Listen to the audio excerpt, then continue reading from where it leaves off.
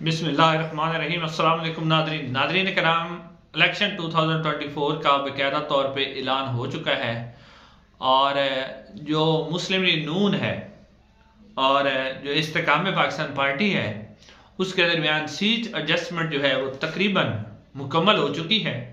वो मैं तफसीलात आपके सामने रखता हूँ कि कौन कौन सी नशिस्तों पर मुस्लिम लीग नून और जो इस्तेकाम पाकिस्तान पार्टी है उसके दरमियान एडजस्टमेंट हुई है। नादरीन, इस्तेकाम पाकिस्तान पार्टी की अगर आप बात करें तो पूरे पाकिस्तान में उन्होंने जो कौमी असम्बली के हलकों के ऊपर अपने उम्मीदवार खड़े किए हैं उनकी तादाद 18 है, यानी टोटल 18 कैंडिडेट जो हैं वो इस्तेकाम पाकिस्तान पार्टी के इस वक्त इलेक्शन में हिस्सा ले रहे हैं कौमी असम्बली की नशिस्त पर। जबकि इसके ऊपर इस्तेकाम पाकिस्तान पार्टी चाह रही थी कि 14 नशिस्तों पर उन्हें जो है सीट एडजस्टमेंट जो है पाकिस्तान मुस्लिम नून की तरफ से मिले। हालांकि नादरीन कराम, पाकिस्तान मुस्लिम नून के पास तकरीबन जिस हलके के अंदर भी जो इस्तेकाम पाकिस्तान पार्टी है वो सीट एडजस्टमेंट मांग रही है तो मुस्लिम नून के पास खुद वहां पर तगड़े उम्मीदवार हैं। तो अब इस्तेकाम पाकिस्तान 18 में से 14 पर जो सीट एडजस्टमेंट मांग रही है तो उसके ऊपर जो है मुस्लिम नून के लिए ये सीट एडजस्टमेंट करना बहुत मुश्किल है, क्योंकि जिस एक तो है ना कि किसी पार्टी के पास उम्मीदवार ना हो, जबकि मुस्लिम नून के पास तो खुद बड़े तगड़े उम्मीदवार हैं, तो फिर वो क्यों सीट एडजस्टमेंट करेंगे और फिर उन्हें सीट एडजस्टमेंट करनी पड़ रही है तो वो क्यों कर रहे हैं, ये सवाल अभी भी मौजूद है। लेकिन हो सकता है कि उन्हें कोई मजबूरन सीट एडजस्टमेंट करनी पड़ जाए या करनी पड़ रही हो। इसके अलावा तो मुस्लिम नून हालांकि हर हल्के के अंदर उनके पास उम्मीदवार मौजूद हैं, शायद जो है ऊपर से हुक्म आया है कि सीट एडजस्टमेंट लाजमी करनी है, तो सीट एडजस्टमेंट के बगैर तो इस्तेकाम पाकिस्तान पार्टी के जीतने का वैसे भी चांस नहीं है। तो अब जिन हलकों के अंदर सीट एडजस्टमेंट हुई है वो मैं तफसीलात आपके सामने रखता हूँ। नाज़रीन, सबसे पहले जो है जहांगीर तरीन जो कि इस्तेकाम पाकिस्तान पार्टी के सरबराह हैं, सदर हैं, और अब तो उनकी जो नायली है वो भी खत्म हो चुकी है। चीफ जस्टिस ऑफ पाकिस्तान काजी फैज साहब ने जो कल फैसला दिया है उससे उनकी नायली भी खत्म हो गई है। तो वो जो सीट एडजस्टमेंट चाह रहे थे लोधरा में से NA 155 पर, वहां से जो है मुस्लिम नून के जो सदीक खान कांजो है, सदीक खान बलोच है, उन्होंने सीट एडजस्टमेंट से इनकार कर दिया और उन्होंने कहा कि मैं यहां से हर सूरत में इलेक्शन लड़ूंगा। तो मुस्लिम नून ने जो है जहांगीर तरीन को लोधरा में से सीट एडजस्टमेंट देने से इनकार कर दिया है। अब जो जहांगीर खान तरीन है उनकी जो सीट एडजस्टमेंट हुई है वो NA 149 मुल्तान से जो है उसके ऊपर मुस्लिम नून मान गई है कि जी इसके ऊपर हम सीट एडजस्टमेंट कर लेते हैं। अब जो है यहाँ पर जो उनका मुकाबला होगा वो साबिक वज़ीर आज़म पाकिस्तान और पाकिस्तान पीपल्स पार्टी के सीनियर रहनुमा यूसुफ रज़ा गिलानी साहब के बेटे के साथ उनका इस हल्के के अंदर मुकाबला होगा। और मुल्तान क्योंकि जो जहांगीर खान तरीन है वो उनका हल्का नहीं है, लेकिन फिर भी पाकिस्तान मुस्लिम नून इन्हें सपोर्ट कर रही है। लेकिन जो मुस्लिम नून का वोटर है, अब सवाल यह है कि जो मुस्लिम नून का वोटर है क्या वो जहांगीर खान तरीन को वोट देगा या नहीं देगा। तो जहां तक जराए बता रहे हैं कि जहांगीर खान तरीन को वोट नहीं मिलेगा और यहाँ पर जो है यूसुफ रज़ा गिलानी साहब के साहबजादे जो हैं वो इलेक्शन जीतने में कामयाब हो जाएंगे। बहरहाल जो है अगर आप सीट एडजस्टमेंट की बात करें तो जहांगीर तरीन को लोधरा में से नहीं मिली बल्कि उन्हें दी गई है NA 149 मुल्तान से। उसके अलावा नादरीन जो अलीम खान साहब है उनको लाहौर में से जो है सीट एडजस्टमेंट उनके साथ की गई है और ये जो है लाहौर का जो हल्का है NA 117, NA 117, NA 117, इसमें से उनको जो है सीट एडजस्टमेंट की गई है। यहाँ पर जो है मुस्लिम नून के जो रहनुमा है अली परवेज मलिक साहब, उन्होंने भी यहाँ से कागजात नामजदगी जमा करवाए थे और जो साबिक स्पीकर कौमी असम्बली है या सादिक साहब, उन्होंने भी यहाँ से कागजात नामजदगी जमा करवाए थे। अब इसका ये मतलब हुआ कि ये दोनों जो उम्मीदवार है मुस्लिम नून के हालांकि तगड़े उम्मीदवार हैं वो इस हल्के में से इलेक्शन नहीं लड़ सकते, क्योंकि मुस्लिम नून जो है वो यहाँ पर जो है अलीम खान साहब को सीट एडजस्टमेंट दे रही है। क्योंकि अब जो या सादिक साहब हैं वो NA 118 में से भी नहीं लड़ सकते, वहां से खबरें आ रही है कि हमजा शहबाज इलेक्शन लड़ रहे हैं और 119 में से मरियम नवाज साहबा खुद इलेक्शन लड़ रही हैं। तो फिर जो है अली परवेज जो है शायद उन्हें 120 में से जो है वो कहीं ना कहीं एडजस्ट कर लिया जाए, लेकिन या सादिक साहब की जगह बनती हुई नजर नहीं आ रही।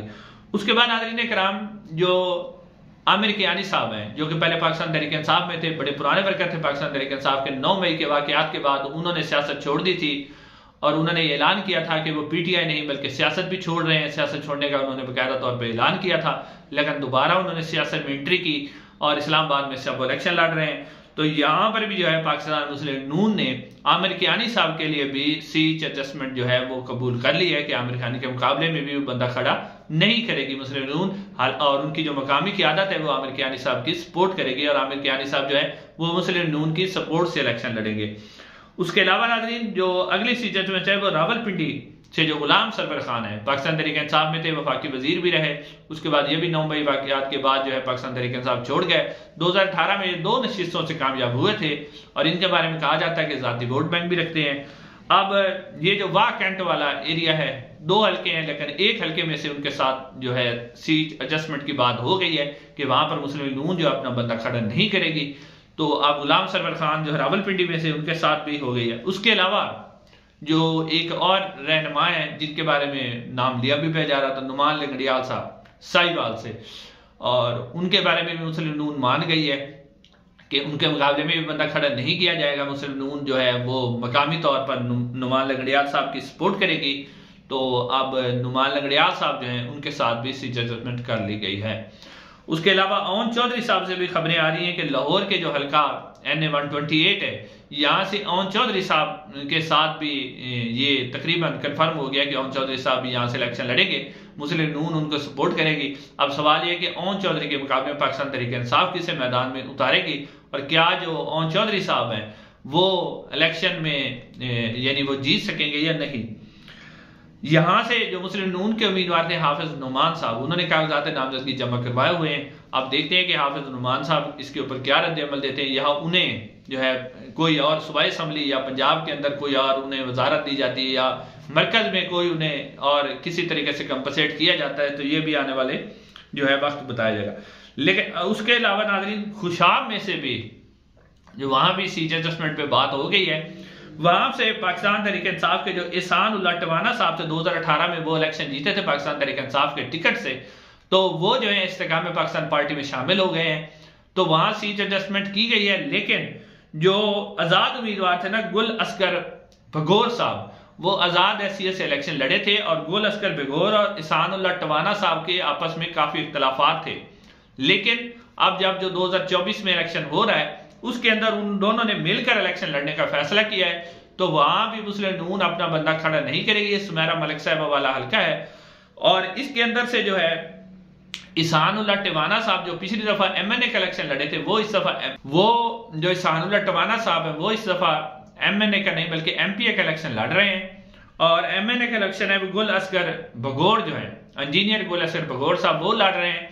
और उनके बारे में ये है कि वो इससे पहले जो है उन्होंने ना तो वो मेंबर कौमी असम्बली रहे हैं ना ही मेंबर सूबाई असम्बली रहे हैं, लेकिन फिर भी जो है अब उनका आपस में क्योंकि दोनों का इत्तेफाक हो गया है एहसान उल्लाह टवाना और गुल असगर भगोर साहब का, तो अब गुल असगर भगोर जो है खुशाब में से MNA के उम्मीदवार हैं और एहसान उल्लाह टवाना जो है वो मेंबर सूबाई असम्बली होंगे और उनको जो है यहाँ पर भी सीट एडजस्टमेंट की गई है। लेकिन नाज़रीन सीट एडजस्टमेंट तो ये कंप्लीट हो गई, लेकिन पाकिस्तान जो इस्तेकाम पाकिस्तान पार्टी के कुछ सीनियर तरीन रहनुमा हैं जो नजरअंदाज कर दिए गए, उनके साथ सीट एडजस्टमेंट नहीं की गई।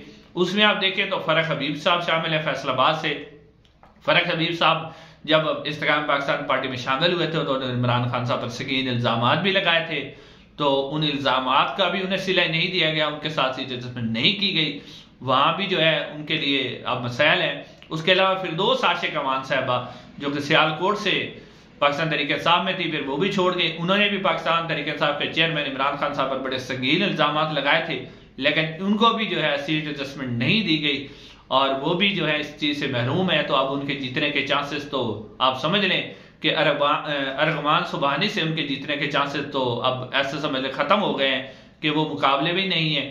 तो अब उनके साथ क्या होगा। उसके अलावा जो है फयाजुल हसन चौहान साहब, उनके बारे में भी कहा जा रहा था कि सूबाई असम्बली से उन्हें सीट एडजस्टमेंट दी जाएगी, लेकिन वो भी जो है सीट एडजस्टमेंट में शामिल नहीं हो सके।